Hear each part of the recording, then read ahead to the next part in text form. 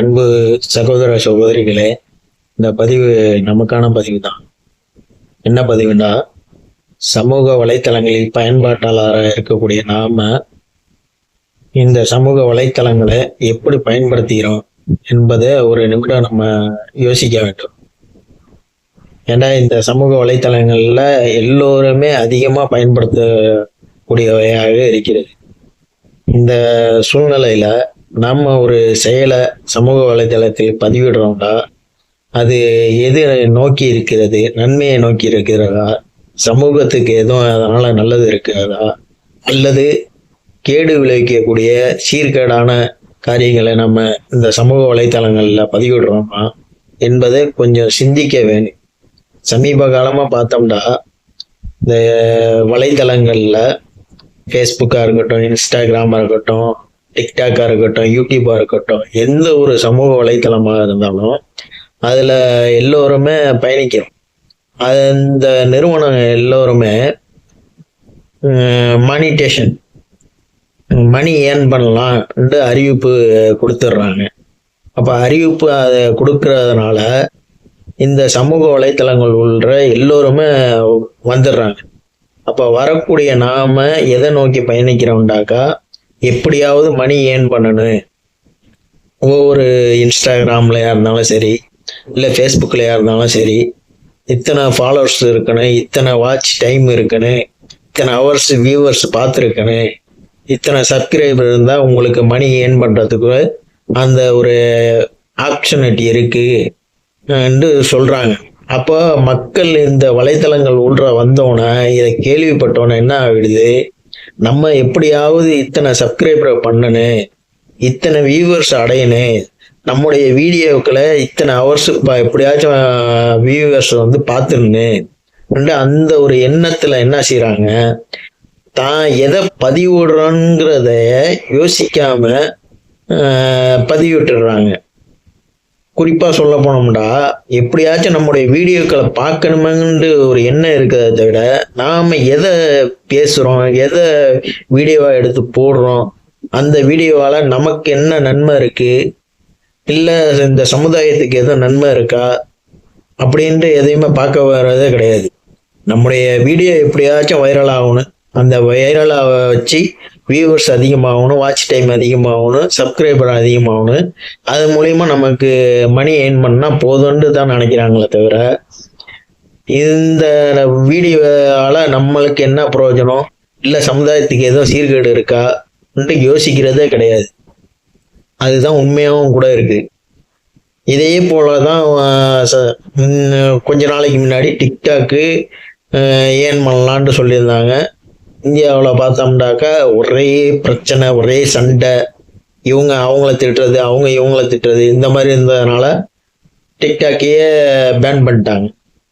இப்போ பாக்கி இருக்கிறது பார்த்தா இன்ஸ்டாகிராமு, ஃபேஸ்புக்கு, யூடியூபு, இதுலேயும் பார்த்தீங்கன்னாக்கா அவங்க எப்படியாச்சும் நம்மளுடைய வீடியோக்களை வைரல் ஆக்கணும், நம்ம போடுற வீடியோ ஃபேமஸ் ஆகணுங்கிறதுக்காண்டி எது அசிங்கமாக இருக்கோ அதையெல்லாம் கூட சில நேரத்தில் பேசுகிறாங்க, போடுறாங்க. அந்த மாதிரி சூழ்நிலையில தள்ளப்படுறாங்க. ஏன்னா எப்படியாச்சும் மக்கள் நம்மளுடைய வீடியோக்களை பார்க்கணும், நம்முடைய வீடியோக்களை வாட்ச் டைம் அதிகமாகணும், சப்ஸ்கிரைபர் அதிகமாகணுங்கிறதுனால அது நல்லதாக இருந்தாலும் போடுறாங்க, கெட்டதாக இருந்தாலும் அசிங்கமாக இருந்தாலும் பேசி போடுறாங்க, ஆடி போடுறாங்க, இந்த மாதிரிலாம் இருக்குது. அப்போ நம்ம இதை போடுறதுனால எது சமுதாயத்துக்கு சீர்கேடா, இல்லை நம்முடைய பிள்ளைகளுக்கு சீர்கேடா, இல்லை பெற்றவங்களுக்கு சீர்கேடா இதெல்லாம் பார்க்குறதே கிடையாது. அதே மாதிரி நம்ம போடுற இப்போ ஒரு பதிவுனால ஒரு மக்களுக்கு விழிப்புணர்வு ஏற்படுமா, நல்லது ஏற்படுமா, நல்லது நடக்குமா, ஒரு சமுதாயத்துக்கு தேவையான பிரச்சனைகளுக்கு தீர்வு கிடைக்குமாங்கிறதையும் பார்க்கவே இல்லை. அவங்களோட எண்ணம்லாம் எப்படியா இருக்குன்னாக்கா, எப்படியாவது சப்ஸ்கிரைபரை ஏற்றணும், வியூவர்ஸ் அதிகப்படுத்தணும், வாட்ச் டைம் அதிகப்படுத்தணும், மணி ஏர்ன் பண்ணணும், இந்த ஒரு குறிக்கோள்லேயே தான் இருக்குது. அதனால் அதுலேருந்து தவிர்த்துக்கிட்டு எது நீங்கள் போடுறது தவறு கிடையாது. சமூக வலைதளங்கள்ங்கிறது எல்லோரும் பயன்படுத்தக்கூடியது, எல்லா மக்களுக்குமான ஒரு தொடர்பு. அது அந்த தொடர்பை நம்ம எப்படி பயன்படுத்துகிறோங்கிற ஒரு விதத்தில் தான் நம்மள்கிட்ட இருக்குது கையாளுறது.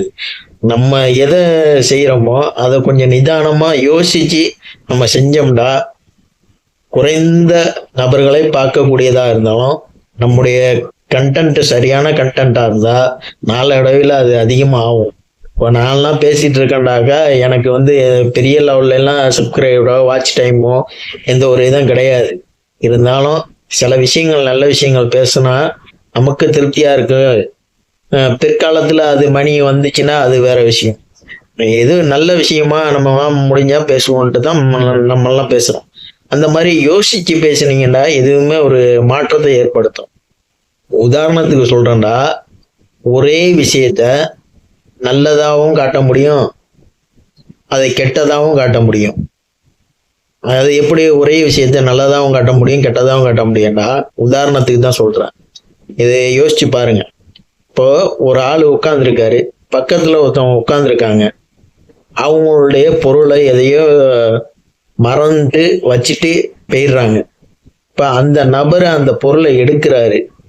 அந்த நபர் அந்த பொருளை எடுத்து கொண்டுகிட்டு போய் உரிமையா சம்மந்தப்பட்ட அந்த பொருளுக்கு உரிமையான ஆள்கிட்ட ஒப்படைக்கிறாரு. ஆனா ஒப்படைக்கிறதுக்கு இடையில சமூக வலைதளங்கள்ல அதை எப்படி பரப்பப்படுறாங்கன்னாக்கா, ஒரு சிலர் அந்த அவங்க மறந்துட்டு போயிட்டாங்க, இவரை பாரு இந்த பொருளை எடுத்துக்கிட்டு திருடிட்டு போயிட்டாருன்னு பரப்பலாம்.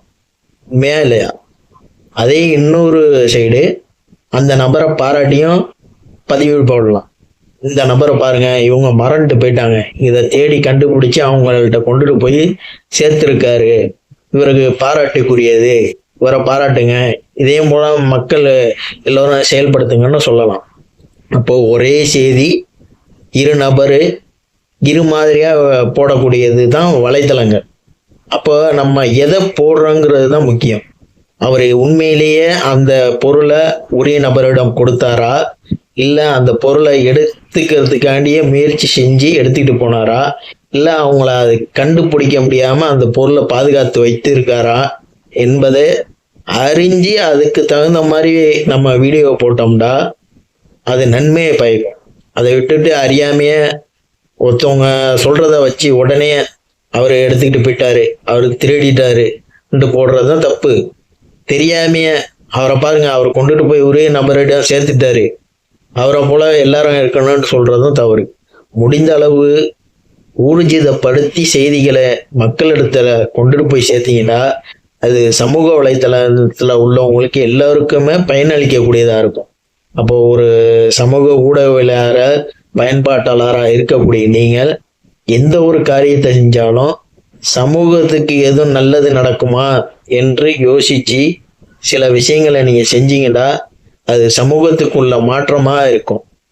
அதை விட்டுட்டு நமக்கு வந்து வியூவர்ஸ் அதிகமாகணும், வாட்ச் டைம் அதிகமாகணும், சப்ஸ்கிரைபர் ஆகணும், அது மூலியமா மணி ஏர்ன் பண்ணுங்கிறதுக்காண்டி தேவையில்லாத பதிவுகளை போட்டுவிட்டு அதனால சமுதாயத்துக்கும் பிரச்சனை, உங்களை சுற்றி உள்ளவங்களுக்கும் பிரச்சனையை ஏற்படுத்தி பல பிரச்சனைங்க இன்னைக்கு நடந்துகிட்டு இருக்கு சமூக வலைத்தளம் மூலியமா. நம்ம நிறைய கேள்விப்படுறோம். அதனால சமூக வலைத்தளங்கள் பயன்பாட்டாளர் ஜாக்கிரதையா கையாளுங்க. முடிந்த வரைக்கும் உண்மை எதுவோ அதை தெரிந்து பதிவு போடுங்க. ஓரளவுக்கு உங்களுக்கு வெற்றியும் கிடைக்கும், மாற்றமும் கிடைக்கும். இதுதான் இந்த பதிவுடைய நோக்கம். நன்றி.